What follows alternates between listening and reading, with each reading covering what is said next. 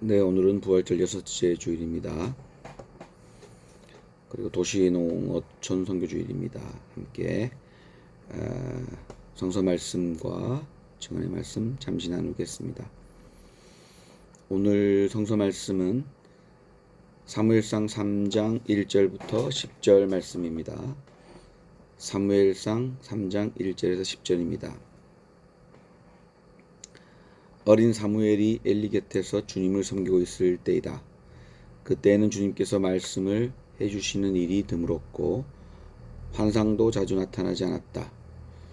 어느 날 밤 엘리가 잠자리에 누워있을 때였다. 그는 이미 눈이 어두워져서 잘 볼 수가 없었다. 사무엘은 하나님의 궤가 있는 주님의 성전에서 잠자리에 누워 있었다. 이른 새벽 하나님의 등불이 아직 환하게 밝혀져 있을 때에 주님께서 사무엘아 사무엘아 하고 부르셨다. 그는 제가 여기 있습니다 하고 대답하고서 곧 엘리에게 달려가서 부르셨습니까? 제가 여기 왔습니다 하고 말하였다. 그러나 엘리는 나는 너를 부르지 않았다. 도로 가서 누워라 하고 말하였다. 사무엘이 다시 가서 누웠다. 주님께서 다시 사무엘아 하고 부르셨다. 사무엘이 일어나 엘리에게 가서 부르셨습니까? 제가 여기 왔습니다 하고 말하였다. 그러나 엘리는 얘야 나는 너를 부르지 않았다. 돌아가서 누워라 하고 말하였다. 이때까지 사무엘은 주님을 알지 못하였고 주님의 말씀이 그에게 나타난 적도 없었다. 주님께서 사무엘을 3번 부르셨다. 사무엘이 일어나 엘리에게 가서 부르셨습니까? 제가 여기 왔습니다 하고 말하였다. 그제야 엘리는 주님께서 그 소년을 부르신다는 것을 깨닫고 사무엘에게 일러주었다. 가서 누워 있거라. 누가 너를 부르거든 주님 말씀하십시오. 주님의 종이 듣고 있습니다 하고 대답하여라. 사무엘이 자리로 돌아가서 누웠다. 그런 뒤에 주님께서 다시 찾아와 곁에 서서 조금 전처럼 사무엘아 사무엘아 하고 부르셨다. 사무엘은 말씀하십시오. 주님의 종이 듣고 있습니다 하고 대답하였다. 네, 이것은 주님의 말씀입니다. 네, 오늘 부르심과 응답이라는 제목으로 함께 말씀을 잠깐 나누겠습니다. 오늘 성서 말씀은 사무엘을 부르시는 하나님 이야기가 나와 있습니다. 아마 사무엘이 엘리와 함께 있었었고 엘리의 가르침 받고 있는 중이었던 것 같습니다. 하나님께서 사무엘을 3번 부르셨습니다. 그런데 사무엘도 또 엘리도 알아듣지를 못합니다. 누가 불렀는가? 환상인가? 혹은 엘리 제사장이 부른 것인가? 이렇게 생각했었는데 실상은 하나님께서 부르신 것입니다. 우리는 일상을 살면서 하나님의 말씀과 하나님의 부르는 소리를 못 알아챌 때가 많이 있습니다. 하나님이 불렀는데 그 부르는 소리를 듣지 못하거나 또 잘 귀 기울이지 않아서 누가 부르는지 오인할 때가 많이 있습니다. 혹은 하나님이 나를 왜 부를까? 왜 나 같은 사람을 부를까? 라고 생각하기도 합니다. 오늘 사무엘도 마찬가지였을 것 같아요. 내가 어리고 내가 아직 소년인데 또 엘리도 그렇게 생각했을 것 같아요. 아직 이 아이가 소년인데 누가 부르다니 불러 세워서 여기 부른다란 말은 하나님께서 선지자로 혹은 판관 사사로 세운다는 그런 의미인데 이 작은 아이를 하나님께서 부르실까 이런 생각을 했겠죠. 상식적으로. 그러나 하나님의 부르심은 어떤 준비된 사람에게 혹은 이때쯤 부를 거야 라고 해서 부르지 않는다라고 하는 그 부르심의 다이나믹성을 우리가 좀 볼 수가 있습니다. 하나님의 부르는 방식 또한 오늘 성서에서 이렇게 누워있는 자고 있는 사무엘을 부르기도 하지만 또 모세 같은 경우는 나무에 불 붙은 나무 있잖아요. 떨기나무에 불이 붙어서 부르신다든가, 뭐 목동 뽕나무 치고 있는 목동을 부르신다든가 이렇게 부르십니다.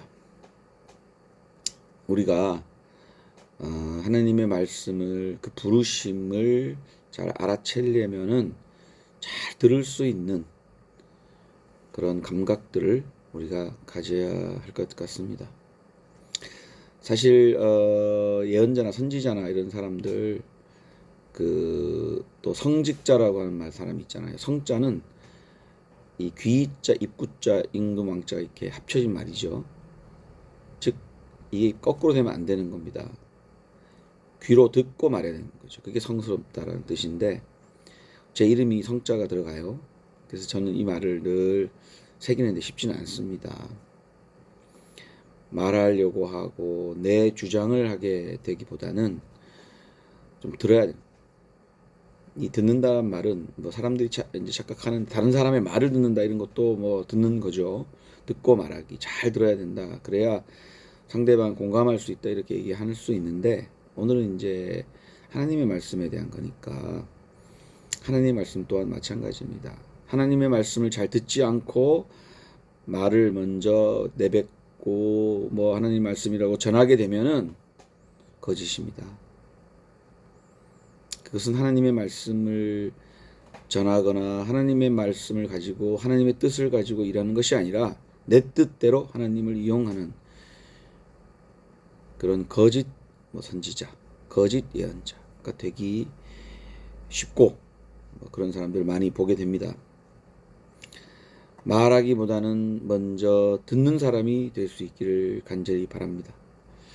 하나님이 우리 이 시대를 통해서 무엇을, 지금 이 고난과 어려운 시대를 통해서 무엇을 말하고 계신가를 잘 들을 수 있기를 간절히 바랍니다.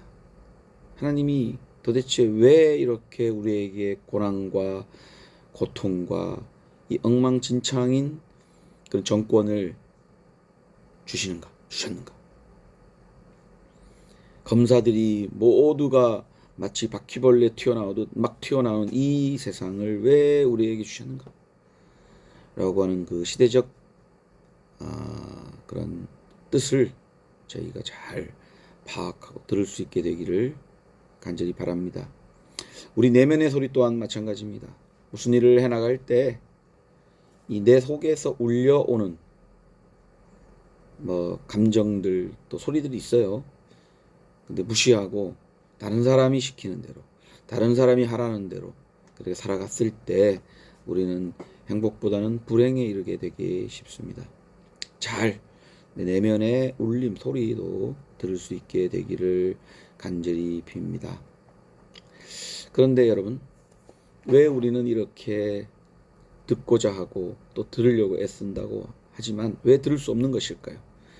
그것은 아마도 그동안 내가 살아왔던 습관 때문입니다. 내가 계속 이렇게 해왔기 때문에 다른 사람 얘기가 안 들리는 거죠. 또 하느님의 말씀이 안 들립니다. 내가 해왔던 습관과 관행으로부터 벗어나야, 그것을 상대화시킬 수 있어야 들을 수 있습니다. 내가 안다고 생각하는 자만입니다. 모르면서 안다고 생각하는, 무슨 하나님이 얘기하려고 하는데 하나님 알았어요. 자만입니다. 하나님 말씀하시는데 내가 그걸 할 수 있나요? 난 못합니다. 오만입니다. 그리고 시끄럽고 번잡한 것에 이미 익숙해진 우리의 귀,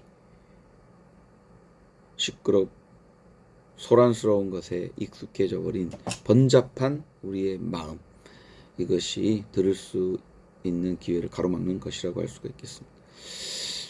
자, 여러분에게 제안하고 드리고 싶은데, 하나님의 말씀을 고요하게 들을 수 있는 시간 가지시기를 간절히 빕니다. 아침도 좋습니다. 낮도 좋습니다. 그리고 밤도 좋습니다. 매일도 좋습니다. 이틀에 한 번도 좋습니다. 주 1회도 좋습니다. 그런데 2주에 한 번에, 한 달에 한 번 너무 멀고 뜨문뜨문해요.